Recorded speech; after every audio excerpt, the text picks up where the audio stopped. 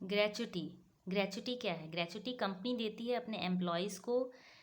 वो अपनी लाइफ का 20 ईयर्स 30 ईयर्स जो डिवोट करते हैं एम्प्लॉयज़ कंपनी के लिए, सो एक तरीके से ये रिटायरमेंट बेनिफिट है। रिटायरमेंट बेनिफिट ही है जो कि कंपनी अपने एम्प्लॉयज़ को देती है कि उन्होंने उनके ऑर्गेनाइजेशन में काम किया। सो ग्रेचुटी क्या है? इन शॉर्ट, ये रिटायरमेंट बेनिफिट है। अगर ग्रेचुटी कंपनी देती है ड्यूरिंग द एम्प्लॉयमेंट, हाँ, ग्रेचुटी दो टाइम पे दे सकती है कंपनी, ड्यूरिंग द एम्प्लॉयमेंट भी दे सकती है और eight the time of retirement भी दे सकती है। अगर ड्यूरिंग द एम्प्लॉयमेंट देती है तो जितने सारे एम्प्लॉयज़ को ये टैक्सेबल हो जाएगा। ड्यूरिंग द एम्प्लॉयमेंट अगर ग्रेचुटी कंपनी देती है ड्यूरिंग द एम्प्लॉयमेंट, तो टैक्सेबल फॉर ऑल एम्प्लॉयज़, चाहे वो गवर्नमेंट एम्प्लॉयज़ हो चाहे वो नॉन गवर्नमेंट एम्प्लॉयज़ हो, कैसे भी एम्प्लॉयज़ हो, सारे एम्प्लॉयज़ को वो टैक्सेबल हो जाएगा अगर during the employment gratuity company देती है। अगर eight the time of retirement company देती है ग्रेचुटी, ग्रेचुटी अगर company at the time of retirement देती है तो गवर्नमेंट एम्प्लॉयज़ को ये एग्जाम्प्ट हो जाता है। गवर्नमेंट एम्प्लॉयज़ को एग्जाम्प्ट हो जाता है। गवर्नमेंट एम्प्लॉयज़ इस अमाउंट पे कोई टैक्स नहीं देते, गवर्नमेंट एम्प्लॉयज़ को ये एग्जाम्प्ट हो जाता है। जबकि जो अदर एम्प्लॉयज़ है, मतलब जो प्राइवेट एम्प्लॉयज़ हैं या जो नॉन गवर्नमेंट एम्प्लॉयज़ हैं, उनको ये टैक्सेबल हो जाता है। So at the time of retirement अगर कंपनी ग्रेचुटी देती है गवर्नमेंट एम्प्लॉयज़ को तो वो एग्जाम्प्ट हो जाता है, अदर एम्प्लॉयज़ के केस में टैक्सेबल हो जाता है। अदर एम्प्लॉयज़ के केस में ही दो केसेस बनते हैं। अगर वो एम्प्लॉयज़ पोगा एक्ट में कवर है, मतलब पोगा में कवर है, पेमेंट ऑफ ग्रेचुटी एक्ट में कवर है। अगर वो एम्प्लॉयज़ पोगा में कवर्ड हैं, पोगा एम्प्लॉयज़ हैं या नॉन पोगा एम्प्लॉयज़ हैं, अगर वो पोगा एम्प्लॉयज़ हैं, पेमेंट ऑफ ग्रेचुटी एक्ट में कवर्ड हैं, तो एग्जेम्पशन कुछ और है। अगर वो पेमेंट ऑफ ग्रेचुटी एक्ट में कवर्ड नहीं है तो एग्जेम्पशन कैलकुलेट करने का तरीका अलग है। दोनों में बस एक ही डिफरेंस है। फर्स्ट पॉइंट में अगर वो पोगा में कवर्ड हैं, मतलब इसमें पेमेंट ऑफ ग्रेचुटी एक्ट में कवर्ड हैं, तो हम देखते हैं 15/26 into salary per month into number of years of service. 15/26 मतलब 15 अगस्त 26 जनवरी, 15 अगस्त 26 जनवरी, 15 अगस्त 26 जनवरी into number of into salary per month into number of years of service. So ये कैलकुलेट करने का, ग्रेचुटी कैलकुलेट करने का तरीका है। इतना अमाउंट जो आएगा ये एग्जाम्प्ट होगा, इनमें से लोअर ऑफ को एग्जाम्प्ट करते हैं, मतलब ये या फिर एक्चुअल अमाउंट रिसीव 20 लाख। सो ये एक्चुअल अमाउंट रिसीव और 20 lakh whichever is lower को एग्जाम्प्ट करते हैं। सो यहाँ पे ये 26 क्या है? ये मंथ्स में हम यहाँ पे 26 डेज मानते हैं, 4 डेज का संडे ले लेते हैं। सो ये एक तरीके से मंथ का डे है और ये भी डेज ही हैं। सो ये 15/26 एक तरीके से हाफ हो गया, ऑलमोस्ट हाफ के बराबर। Salary per month into number of years of service. So यहाँ पे number of years of service में राउंड ऑफ जो है इसको हम कर सकते हैं। राउंड ऑफ इवन हमें करना है, यहाँ पे राउंड ऑफ करेंगे अगर इन एक्सेस ऑफ 6 मंथ्स में राउंड ऑफ होगा। राउंड ऑफ कैसे करेंगे? इन एक्सेस ऑफ 6 मंथ्स में। कैसे? जैसे अगर 6 मंथ्स तक है तो 0 ईयर मानेंगे, अगर 6 मंथ्स प्लस 1 डे भी हो गया तो हम इसको 1 ईयर मान लेंगे। कैसे?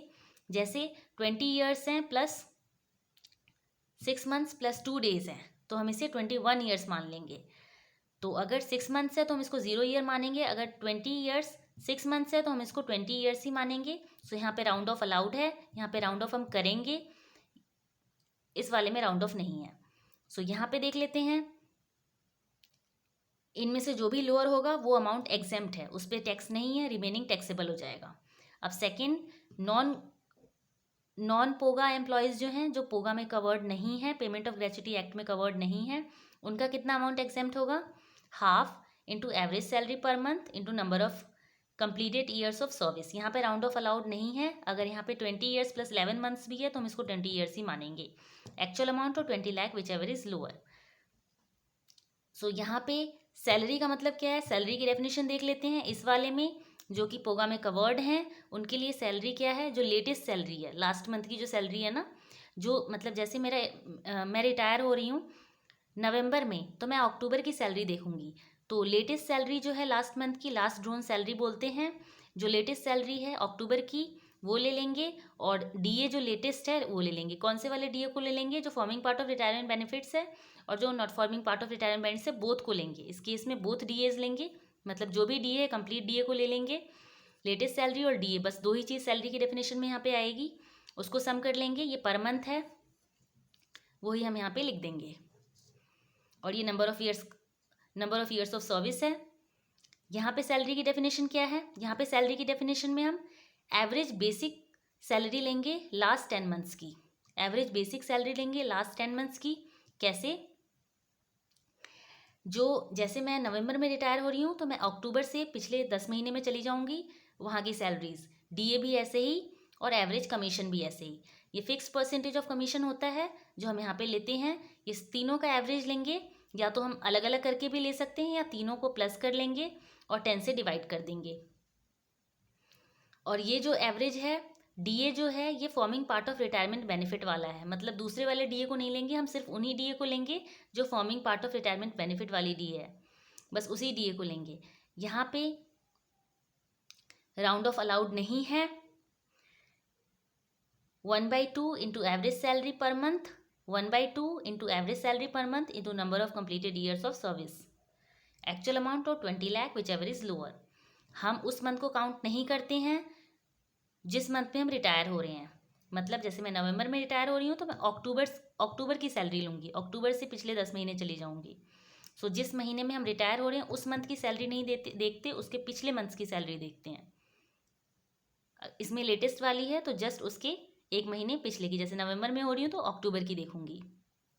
यहाँ पे अगर जैसे मैं दो जगह काम कर चुकी हूँ, एक जगह से रिटायर हो गई, दूसरी जगह से भी रिटायर होने वाली हूँ, तो कैसे होगा?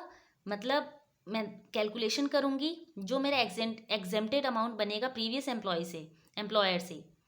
ठीक है, जो मेरा एग्जेम्प्टेड अमाउंट बनेगा, gratuity received from the previous employer exempted amount shall be reduced from the 20 lakh. तो जो एग्जेम्प्टेड अमाउंट मेरा प्रीवियस एम्प्लॉयर से बनेगा, जितना एग्जेम्प्ट हो जाएगा मुझे, वो मैं इस वाले जो मैं इस यहाँ पे ग्रेच्युटी दूसरे वाले एम्प्लॉयर के यहाँ पे कैलकुलेट कर रही हूँ उसमें उस 20 लाख में से माइनस कर दूँगी। मतलब प्रीवियसली जो मुझे ग्रेच्युटी एग्जेम्प्ट हुआ था उसको मैं 20 लाख से माइनस कर दूँगी। ये 20 लाख की लिमिट जो है मुझे एक ही बार मिलती है। सो प्रीवियस जितने भी एम्प्लॉयर के अंदर मैं रह चुकी हूँ और जितना ग्रेच्युटी मेरा हो चुका है उसको मैं इस 20 लाख से माइनस कर दूँगी। जैसे मैं प्रीवियसली जहाँ पे एम्प्लॉयड थी वहाँ पे जो मुझे ग्रेच्युटी मिला था जिसमें से मेरा एग्जेम्प्ट हुआ था, जैसे 5 लाख मुझे मिला था, 3 लाख मेरा एग्जेम्प्ट हो गया था, तो 3 लाख जो एग्जेम्प्ट हुआ था वो एग्जेम्प्टेड अमाउंट को मैं इस 20 लाख से माइनस कर दूँगी। वो इस 20 लाख से माइनस हो जाता है। जैसे 5 लाख मुझे मिला था और 3 लाख मेरा एग्जेम्प्ट हो गया था, 2 लाख ही टैक्सेबल हुआ था। तो यहाँ पे जो 3 लाख होगा उसको मैं यहाँ से माइनस कर दूँगी, यहाँ से भी माइनस हो जाएगा। जो भी अगर पोगा एम्प्लॉयज़ है तो यहाँ से होगा, नॉन पोगा एम्प्लॉयज़ है तो यहाँ से होगा। अब अगर डिजीज्ड एम्प्लॉय को कोई ग्रेच्युटी देते हैं, कंपनी देती है डिजीज्ड एम्प्लॉय को, उसके लीगल हायर को अगर देती है, डिजीज्ड एम्प्लॉय मतलब जो एम्प्लॉय मर गया है उसके लीगल हायर को मिलता है, तो यहाँ पे हम टैक्सेबल करते हैं अदर सोर्स में। ये सैलरी वाले चैप्टर में सैलरी हेड में टैक्सेबल नहीं होता, ये अदर सोर्स में टैक्सेबल होता है। ये सैलरी हेड में टैक्सेबल नहीं होता, ये अदर सोर्स में टैक्सेबल होता है। ठीक है, लीगल हियर के केस में अदर सोर्स में टैक्सेबल होता है। ये सिर्फ और सिर्फ एम्प्लॉयर एम्प्लॉय के रिलेशनशिप वाले में ही, मतलब सैलरी हेड में ही टैक्सेबल करेंगे। सो ये होल कॉन्सेप्ट था ग्रेच्युटी का। Thank you.